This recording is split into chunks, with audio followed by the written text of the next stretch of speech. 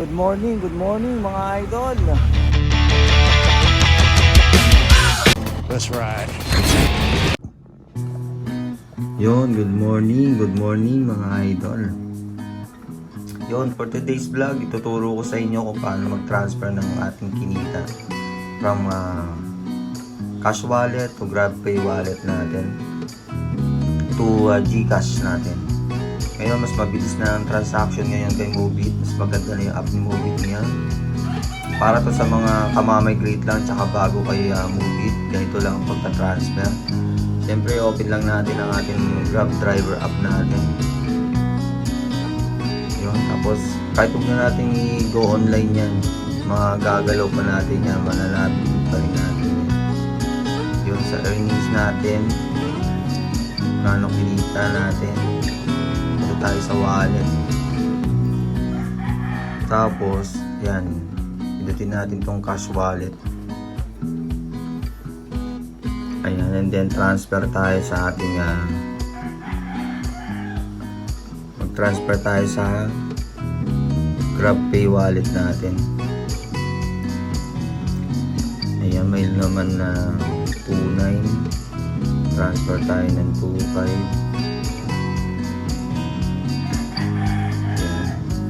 Real time na yan, matatransfer na kaagad yan. Pati sa ano natin, yan, pinutin lang natin dito. Pati yung GrabPay wallet natin to GCash. Yan, na-transfer na kaagad mga idol. Ngayon, pupunta naman tayo sa ating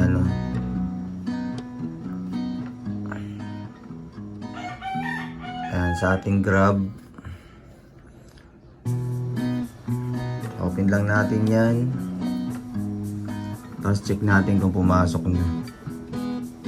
Yung 2.5. May laman na yun. Sa 300 yata yung laman nun. Tapos punta tayo sa payment. Yutin lang natin itong payment. Ayan, pumasok na. 2.8. Yan, ito-transfer natin yan sa GCash natin. Yan, transfer lang. Pinutin lang natin itong transfer. Yan, transfer. Tapos, sa GCash natin.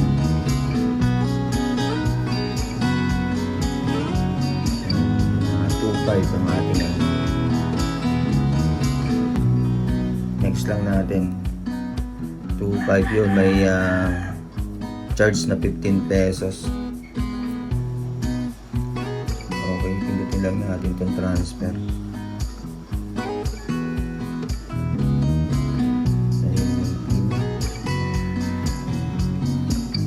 Pindutin lang natin yung pin natin.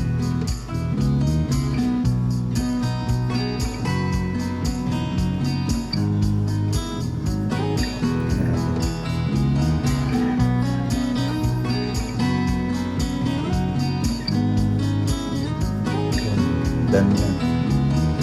Transfer na mga idol. Yun, kung may natutunan kayo, paki-share naman, paki-subscribe, paki-like. Yun mga idol, maraming salamat. Ayan, nabawas na yung 2.5. Yun, hanggang sa muli mga idol. Salamat sa panonood.